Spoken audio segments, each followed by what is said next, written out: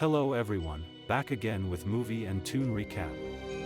Today, I'm going to explain an American psychological thriller horror film from 2013, titled The Call. Spoilers ahead, so watch out and take care. The movie opens at the Los Angeles Police Department, where several 911 operators are responding to various emergency calls, including stabbings, robberies, and accidents, dispatching officers to the respective locations. We are introduced to Jordan Turner, a seasoned 911 operator, who answers a call that turns out to be minor before the caller disconnects. Her job is extraordinarily stressful, though the camaraderie she shares with co-workers Flora and Marco helps Jordan to stay sharp and focused during those long nights on the phone. Shortly after, Jordan's boyfriend, Phillips, a police officer, arrives at the department with his colleague, Officer Jake. While Jake flirts with Flora, Jordan and Philip step outside, where they share a kiss. As they discuss plans for after work, their moment is interrupted when Phillips receives a call from Jake about an incident, prompting them to return to duty. Back at her station, Jordan receives an emergency call from 15-year-old Leah Templeton, who fears for her life as a man breaks into her home while her parents are away. Jordan calmly instructs Leah to hide. She rushes to her bedroom, which lacks a lock, and hides under the bed. The intruder enters her room, searches briefly, and, believing Leah has left, begins to leave the house. Thinking the danger has passed, Leah remains under the bed. However, when her call is disconnected, Jordan calls back, and the ringing inadvertently reveals Leah's location to the intruder. The man finds and drags Leah from under the bed, and Jordan attempts to reason with him over the phone, but he responds, "It's already done," and hangs up. The tragic incident leaves Jordan emotionally shattered, and she retreats to a quiet room to compose herself. Her boss, Maddie, asks what happened, but Jordan, still deeply shaken, stammers and struggles to speak.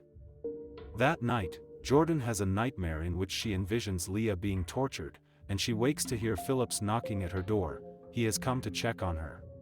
The following day on her way to work, Jordan hears a news report about the missing teenager, Leah Templeton, with the police actively searching for her. At the department, it becomes clear that Jordan is preoccupied with Leah's case, finding it difficult to respond to any 911 calls. Her colleague Flora encourages her, reminding her to take it one step at a time, and Jordan attempts to return to work. Her first call is from a panicked woman who sees a bat in her child's room, and Jordan contacts animal control and dispatches them to the location. However, her day takes a devastating turn when she and the other operators watch a television report confirming that Leah has been murdered in cold blood. The news leaves Jordan paralyzed with grief, and she tells Phillips that she can no longer handle field calls, and he reassures her that he will support her in any way she needs. 6 months later, Jordan is still struggling with the trauma and now takes medication to cope. She has transitioned into a role as a trainer for 911 operators, teaching new trainees the basics of the job and familiarizing them with various areas of the department. During a tour of the operator quarters, the trainees meet Brooke, a rookie operator, who shares the challenges she faces on the job. Meanwhile, the scene shifts to a fashion plaza, where two friends, Autumn and Casey, are shopping, and afterward, they decide to grab something to eat. While at the mall, Autumn's phone chimes, reminding her that she should have picked up her brother about 20 minutes ago. She quickly leaves the plaza, forgetting her disposable phone behind. Casey notices Autumn's absence and realizes the phone has been left behind, and unbeknownst to her, someone is watching her. As Casey heads home from the mall, speaking with her mother on the phone, she is nearly hit by a car in the parking garage. The driver initially apologizes, but then assaults her, knocking her unconscious with chloroform and throwing her into the trunk of his car. Casey later regains consciousness inside the car and begins to panic, and remembering that she has Autumn's disposable phone, she calls 911. The call is first received by Brooke, the rookie operator, who struggles to handle it. Jordan takes over the call, but initially panics due to her traumatic experience with Leah Templeton's case. However, Maddie arrives and encourages her, assuring Jordan that she can handle it. Because Casey is using a burner phone, her exact location cannot be tracked via GPS, and Jordan does her best to calm Casey, promising her that help is on the way. Maddie instructs Brooke to contact the phone carrier to have them fax the emergency call forms so they can begin tracing the call. With no release lever in the truck, Casey narrates details about her abduction when Jordan asks. As the kidnapper drives, Jordan gets Casey to describe the man and the vehicle, which she identifies as a red or maroon four-door car. Jordan relays this information to the police, who respond with a helicopter hovering over the city and patrol units on the freeway, actively searching for the described vehicle. Still panicking, Jordan instructs Casey to look for the tail lights in the truck. Casey finds them, and following Jordan's guidance, she manages to disable one of the tail lights. She then sticks her hand outside to signal nearby drivers, and Jordan alerts other operators to be prepared for any emergency calls regarding a girl waving from a truck. Just then, a woman driving behind sees Casey's arm and calls 911 using her phone's GPS to provide the location, and Jordan relays this information to the police. The woman drives close to the kidnapper's car and reports the license plate number to 911, which is identified as a stolen vehicle. While Jordan continues questioning Casey, the woman overtakes the kidnapper's vehicle, causing the kidnapper to exit the highway, and she communicates the road he took to Jordan, who then passes it to the police. The kidnapper takes another route, and Jordan asks Casey to check the truck for anything useful. Casey panics upon discovering a shovel and begins crying, fearing that the kidnapper intends to kill and bury her. Jordan reassures her that she will be rescued and reminds her of plans to watch her favorite movie together. Casey then notices cans of paint in the trunk, and following Jordan's instructions, she pours the paint out through the tail light hole to help the police track the vehicle. At a traffic stop, another driver notices the paint and alerts the kidnapper, who thanks the driver but becomes visibly anxious. As soon as the traffic light turns green, the kidnapper speeds off and eventually stops beneath a bridge. When Casey realizes the kidnapper intends to open the truck, she hides the disposable phone and arms herself with a screwdriver. The kidnapper overpowers her and threatens to kill her if she does not remain silent, and then returns to his car and retrieves a bottle of chloroform, intending to render Casey unconscious again. Before he can act, the same driver who had reported the paint approaches and asks if everything is okay. The kidnapper assures him it is, but the driver becomes suspicious and returns to his own car to call 911. The kidnapper shatters the driver's car window with a shovel, destroys his phone, and a struggle ensues. The kidnapper gains the upper hand, brutally bludgeons the driver into unconsciousness, and, assuming him dead, places him into the trunk of his black Lincoln Town Car Signature Limited along with Casey. Later, police locate the kidnapper's abandoned vehicle, a red Toyota Camry LE, in a parking lot off a nearby highway, and Phillips informs Jordan of the discovery. Casey contacts Jordan and reports that the driver is in the truck with her, narrating the incident in full detail. When Jordan asks if she can retain the tail lights, Casey explains they have a metal frame. At that moment, the driver regains consciousness and begins screaming uncontrollably, while Casey tries to calm him. Hearing the screams, the kidnapper pulls over and kills the driver with a screwdriver. He then pulls the release lever and warns Casey that this is her last chance before continuing his drive. Meanwhile, the police search the kidnapper's original car for fingerprints but find none, as the kidnapper had wiped the vehicle clean. However, Phillips discovers the broken chloroform bottle and instructs an agent to run a forensic scan on it. While on the phone, Casey blames herself for the death of the driver, feeling responsible for his attempt to intervene, but Jordan reassures her that it is not her fault. Jordan instructs Casey to check the driver's pockets and retrieve his wallet, which she does, revealing the man's name as Alan Denadu. Jordan searches the name and shares his personal information, including his car details, with the police. As the kidnapper continues driving, he realizes the car is low on fuel and stops at the nearest gas station. While examining the trunk, Casey comes up with a plan and tries to crawl out. Spotting a gas station attendant nearby, she begins screaming for help, drawing his attention. The kidnapper quickly locks the trunk, and when the attendant moves closer to open the car door, the kidnapper douses him with gasoline and, to Casey's horror, sets him on fire.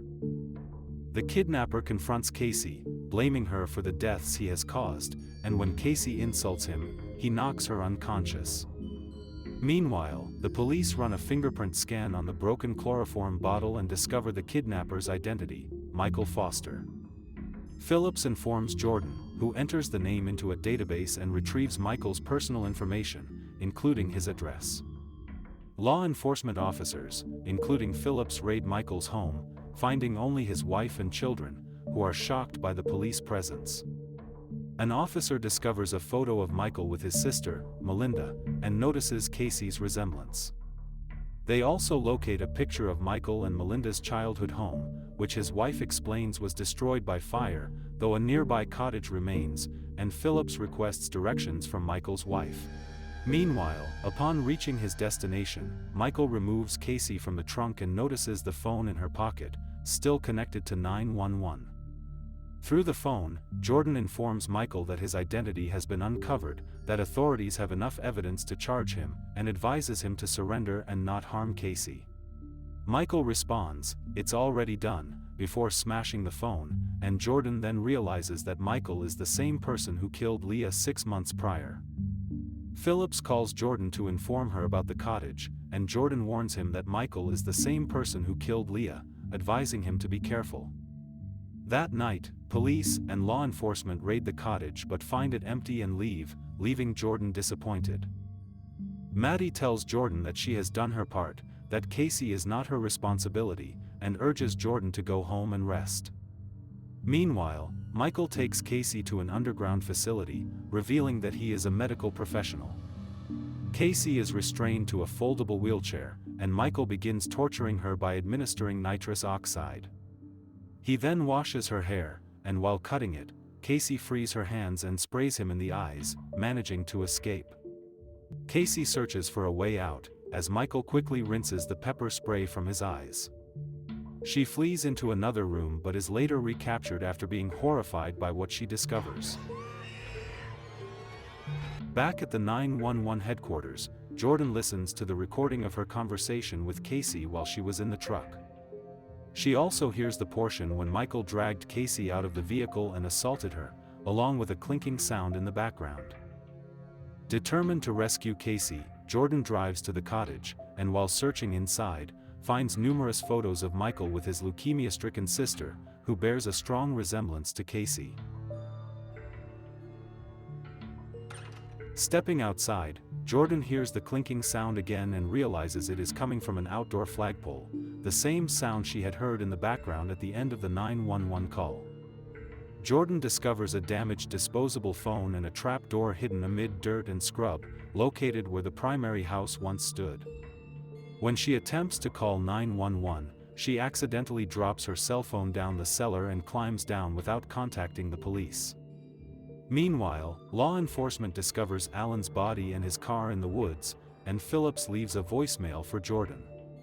Hearing Casey sobbing in the distance, Jordan navigates the cellar until she reaches the area where Casey is restrained. Seeing Michael approaching, Jordan quickly moves to another room to hide, and the cellar reveals Michael's disturbing backstory.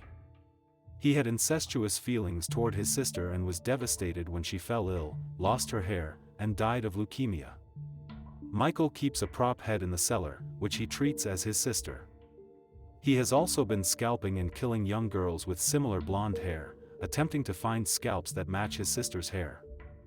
After leaving the room, Michael resumes torturing Casey, and when she asks why he has not killed her, he explains that healthy hair requires healthy blood. He begins to lacerate Casey's scalp, and at that moment, Jordan attacks Michael, knocking him out briefly and freeing one of Casey's hands. Michael quickly recovers and attacks Jordan, attempting to drown her in a sink, and before he can finish, Casey frees herself and slashes Michael's face with a knife. Jordan and Casey then rush toward the cellar entrance to escape, with Michael pursuing them. While Michael is focused on Jordan, Casey stabs him in the back with a pair of scissors. When he attempts to retaliate, Jordan and Casey kick him back down into the cellar, rendering him unconscious. Instead of calling 911, they secure him to the same chair he had used to torture Casey. When Michael regains consciousness, the women explain that they intend to leave him there to die. They plan to tell others that Casey blacked out and escaped, and that Jordan found her in the woods, leaving everyone to assume that Michael fled. Michael first insults them and then pleads for mercy, insisting they cannot do this to him, but Jordan responds with his own words, "It's already done," and locks the door as Michael screams in horror. Okay guys, that's all the recap about The Call from 2013. Thanks for watching, see you again in the next video.